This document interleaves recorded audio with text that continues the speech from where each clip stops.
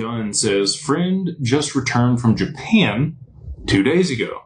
Everything great there. No panic. No one drives. Price of oil doesn't matter to Japanese average person. Your thoughts? Why does the Bank of Japan unwind versus slow no shock?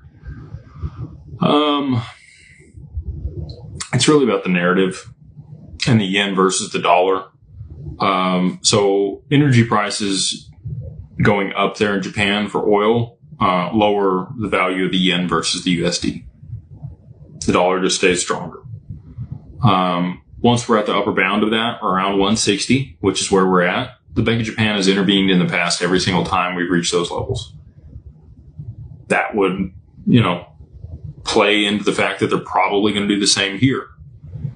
So I would expect that they do, irrespective of the average person there in Japan. But I will say this. Oil matters. And the reason it matters is the transportations of goods and food. You need oil or energy to move a train, unless it's coal.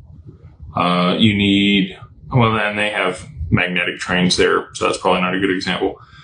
There's still trucks that drive around there in Japan. And you have ships moving goods from other places to Japan that also use oil in order to power their engines. So the cost of transporting the goods themselves with higher energy costs goes up, and that translates to higher costs for the consumer, whether they drive a vehicle or not.